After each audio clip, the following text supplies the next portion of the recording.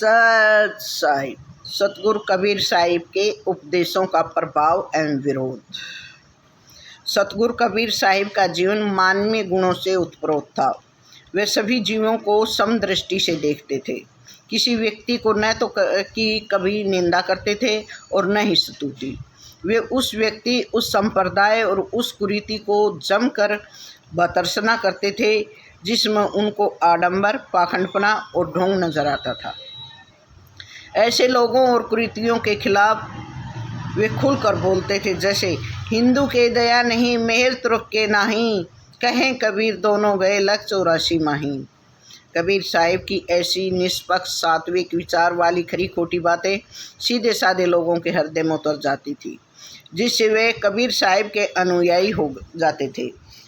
वहीं दूसरी तरफ कबीर साहिब की सच्चाई से भरी इस तरह की खरी सच्ची बातें सुनकर खुद को पैगंबर और भगवान के पुजारी व कहलाने वाले दम्भी, मक्कार, मौलवी तथा ब्राह्मण गुस्से से जलकर आग बबूला हो जाते थे। उस समय समाज में कबीर साहिब को मानने वाले तथा उनका विरोध करने वाले लोग थे, दो खेमों में बटे हुए थे। कबीर साहिब के विरोधियों में खासकर काशी के ब्राह्मण और मौलवी थे। उनको कबीर साहिब के ज्ञानोपदेश जहर के समान प्रतीत होते थे, क्योंकि वे लोग परमात्मा का मर्म न जानकर धर्म के नाम पर अधर्म कर रहे थे। स्वयं तो वह अज्ञानता के अंधकार में डूबे हुए थे और साथ में समस्त भारतीय समाज को भी अज्ञानता और आडंबर के गर्त में धकेल रहे थे। उन्होंने सृष्टि के कर्ता धर्ता परमात्मा को जाति और धर्म के नाम पर अलग अलग हिस्सों में बांट रखा था। ब्राह्मण हिंदुओं के देवताओं को ईश्वर और मौलवी मुसलमानों के देवता को खुदा बता रहे थे। वे ईश्वर और खुदा को अलग अलग कहकर दोनों के बीच उतना ही फासला बनाए हुए थे जितना फासला उस समय हिंदू और मुसलमानों के बीच मौजूद था। कबीर साहिब ब्राह्मणों और मौलवियों को इस तरह की कोरी मान्यताओं की कदर नहीं करते थे। वे ईश्वर और खुदा को एक ही कहते थे। यही सत्य भी है, क्योंकि दुनिया के हर बड़े संप्रदाय के धर्म ग्रंथों को भी यही सहमति है। इस बात का प्रमाण कृष्ण को गीता, मूसा की तेरत, ईसा की इंजल, दाऊद की जबूर और मोहम्मद साहिब की कुरान शरीफ है। इन सभी धर्म ग्रंथों में खुदा को एक और बेचून अर्थात निराकार कहा गया है। इनके अलावा सिखों के गुरु ग्रंथ साहिब में परमात्मा को एक बताकर रब कहा गया है। क्रिश्चियनों के धार्मिक ग्रंथ बाइबल में भी इसे परमेश्वर को एक बताकर इसे गॉड कहा गया है। उपरोक्त संसार के सभी धर्म ग्रंथ परमात्मा को एक मानते हैं। उस परमात्मा ने मनुष्य को एक ही जाति स्त्री पुरुष बनाया है।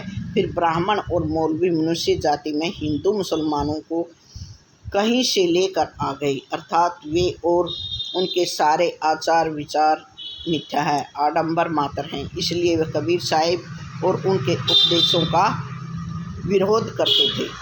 कबीर साहिब के समय में धर्म परिवर्तन की घटनाएं तेजी से घट रही थी।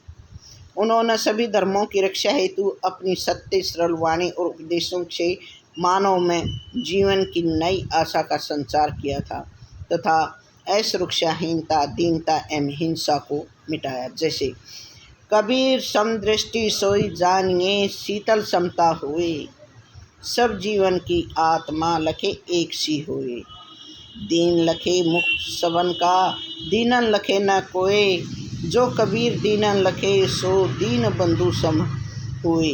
कबीर मह लन माही पोड़ते, प्रीमल अंग लगाए, ते सुपने दिशे नहीं देखत गए बिलाए।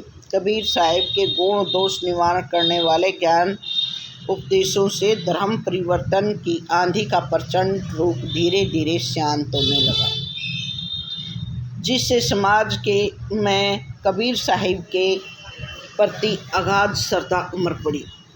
उनके अनुयायियों में हिंदू, मुस्लिम आदि सभी धर्मों के लोग शामिल होने लगे।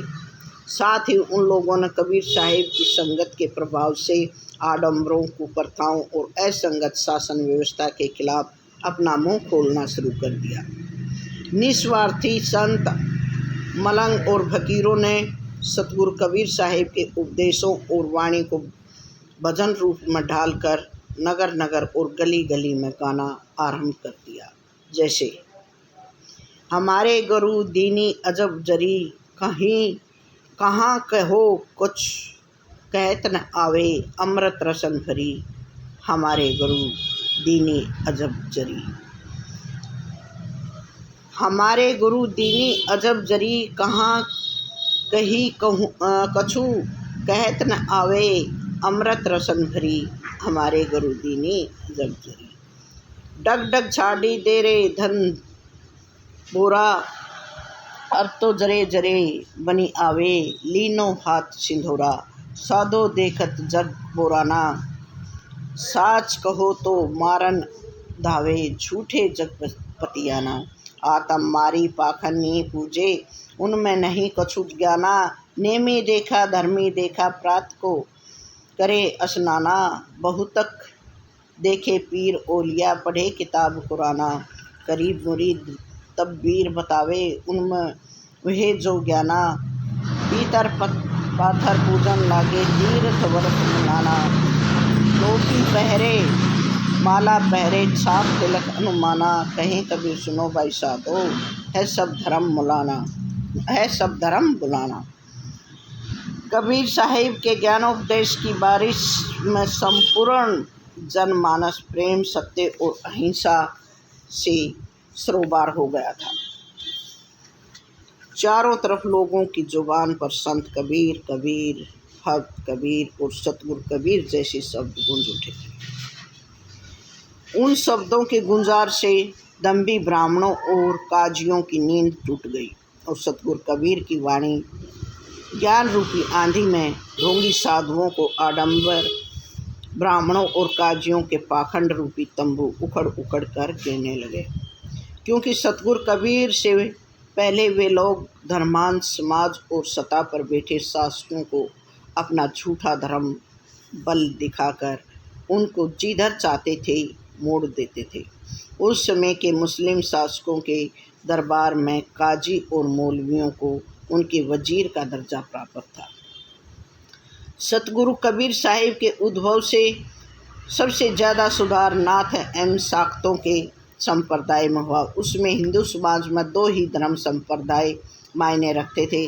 प्रथम वैष्णव साधु समाज या रामानंदी संप्रदाय, दूसरा सेवी अर्थात साकरी संप्रदाय। इस दूसरे संप्रदाय में नाथ तथा अघोरी साधु संत होते थे जिनमें जनता भयभीत रहती थी। ये लोग अपनी योग शक्ति से बात न मानने वाले का हित कर देते थे। मांस मदिरा भक्ष अभक्ष सेवन के साथ साथ हिंसा का भी धर्म का अंग मानते थे। उनकी साधना उपासना में विषय भोग भी शामिल रहता था। उस समय ये लोग मुद्रामीन, मांस, मद और मैथुन को ही प्रथम स्थान देते थे, जिससे जनसाधारण की इनके धर्म से घृणा स्वाभाविक थी। इनकी तांत्रिक सिद्धियों से भयभीत होकर लोग इनका कभी सामना नहीं करते थे। इस संप्रदाय के साधु अपने संप्रदाय के सामने दूसरे सभी संप्रदायों को नीचा समझते थे।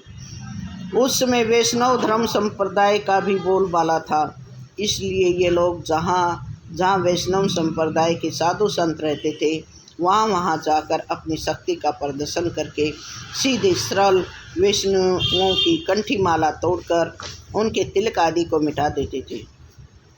उनको वैष्णव धर्म त्याग कर नाथ एवं शाक्त बनने के लिए मजबूर भी कर देते थे।